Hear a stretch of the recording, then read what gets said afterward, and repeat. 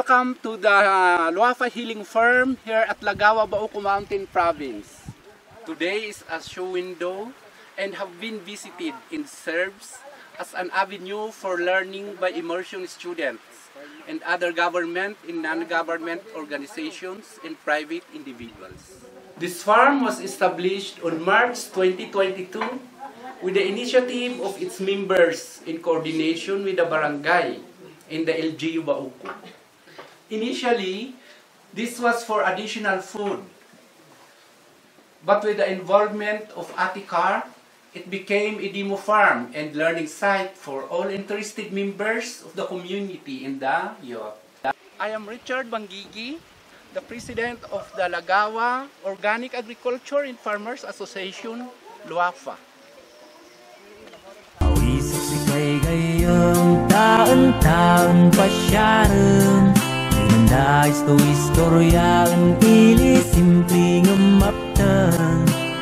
Members of the Lagawa Organic Agriculture and Farmers Association started with their own backyard gardening, growing their own crops from home saved seeds, and as a group came up with a communal garden to showcase their activity as a group. Recognizing their diligence, commitment, and dedication, OMAG Bauco linked them to the Agricultural Training Institute Community Gardening Program year 2022. To date, the Luafa Communal Garden is a show window in the municipality for similar projects, and they are dispersing seeds and seedlings in the locality as a way of reciprocating the interventions given them. Karasakas, ya panas, pasti ginawang ay manlöp-löpian.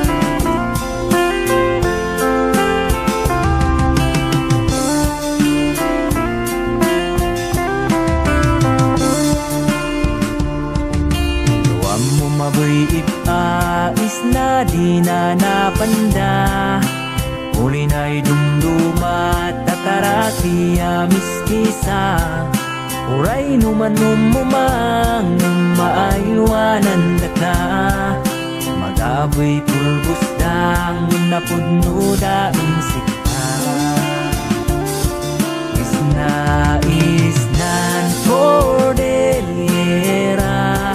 adu di mabuya, man pasyar ka adama umpuma, sang kinapintas na ay mga wisang sika, gasan sang di ay dagem, ay mga yusinum sang karasakas, ya panas pas di ginawang ay manlaglabian.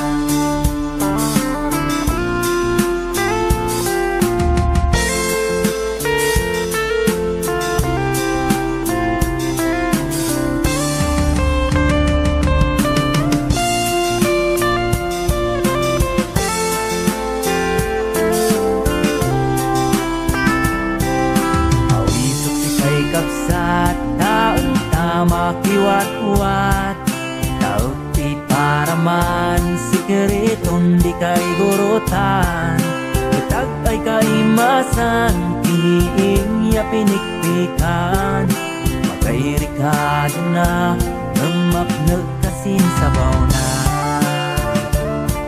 Isnan Cordillera, ay ka o malika, tama ilang din o nusta, tantan may ganasan, tanundaman bibinadang, sa'yo galidaan at awan, ay adida manulingan tan inayan, san abig